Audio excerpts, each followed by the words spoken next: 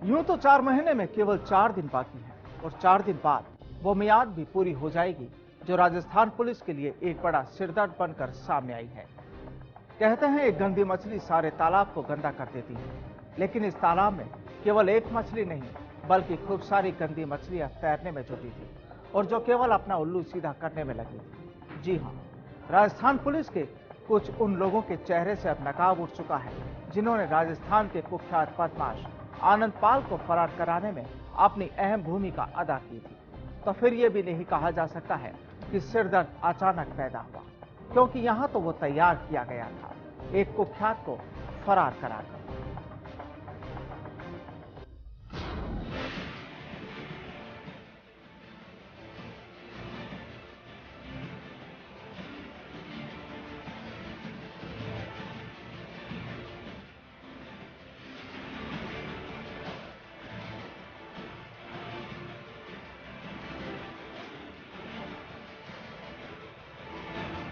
कुख्यात अपराधी आनंद पाल सिंह प्रकरण में एसओजी ने चालान शीट पेश करने के बाद चालान शीट से कई सच्चाइयां सामने आई है।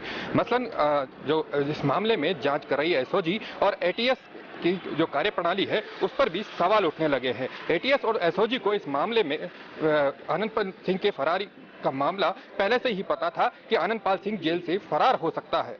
उसके बावजूद एटीएस और एसओजी ने अपने सर से की जिम्मेदारी जेल प्रशासन को दी, बल्कि इस मामले का फॉलोअप नहीं किया।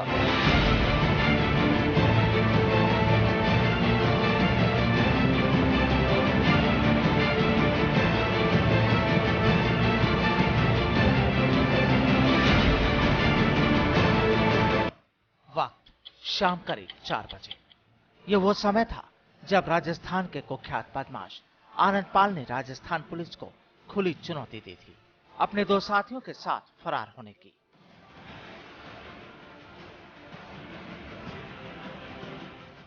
पूरी पुलिस लवाजमे के बीच यह बदमाश इस तरह फरार हुआ कि 4 महीने का वक्त गुजर चुका, लेकिन उसका कोई सुराग नहीं लग पाया।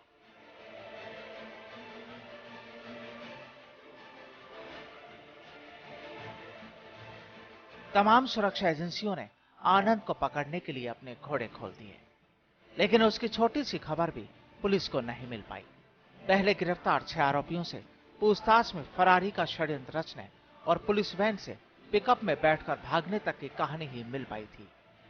लेकिन फिर 7वें आरोपी सूरज गुर्जर की गिरफ्तारी के बाद पुलिस वैन से पिकअप में बैठकर 300 मीटर दूरी तक मेगा हाईवे पर भागने और बाद में पीछे से आई स्कॉर्पियो में बैठकर पर्वतसर की ओर चले जाने तक की कहानी तक जांच आकर अटक जाती है।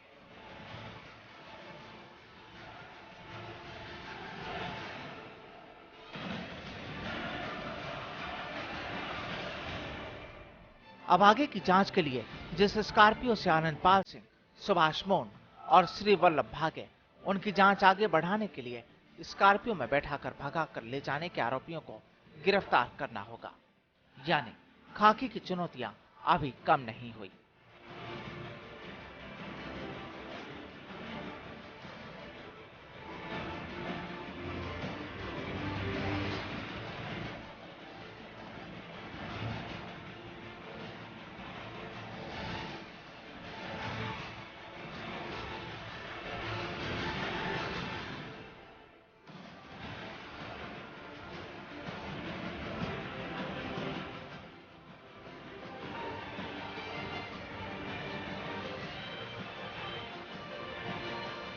एसएजी और एटीएस को 1 वर्ष पहले से इस बारे में पता था कि आनंद पाल जेल से भाग सकता है, क्योंकि आनंद पाल को इस बात का डर था क्योंकि उसके जो अगेंस्ट की जो अन्य गिरोह थे वो उस पर जानलेवा हमला कर सकते। जिस तरीके से बीकानेर में उस पर हमला हुआ था उसके बाद से आनंद पाल ने फरार बनाने की योजना बनाना शुरू कर दिया था। इस मामले की एटीएस और एसओजी को खबर होने के बावजूद उन्होंने इस मामले में कोई कार्रवाई नहीं की, बल्कि अब आनंद पाल सिंह के फरार होने के बाद एटीएस और एसओजी आनंद पाल को अभी तक पकड़ भी नहीं पाई है।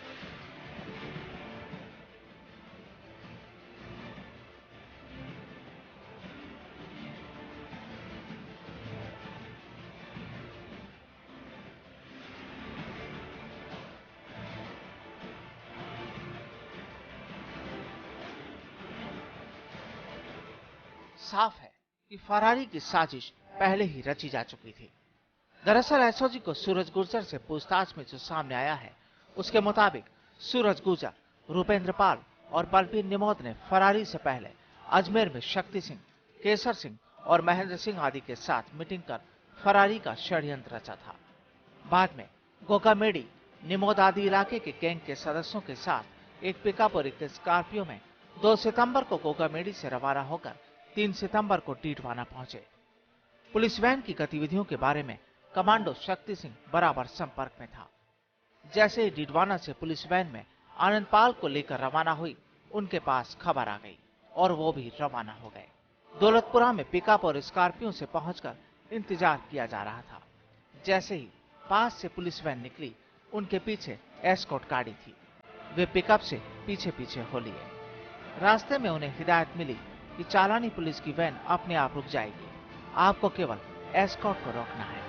मंगलाना और गांगवा के बीच पहुंचे कि पुलिस वैन रुकी हुई थी और श्री वल्लभ चालानी गार्ड से उलझा हुआ था। आनंदपाल सिंह और सुभाष पून पुलिस से छीने हथियारों से लैस होकर पिकअप में सवार हो गए और फिर श्री वल्लभ भी उसी गाड़ी में सवार हो गया। इस दौरान पिकअप में बैठे गैंग के सदस्यों ने चालानी गार्ड पर फायर कर दिए।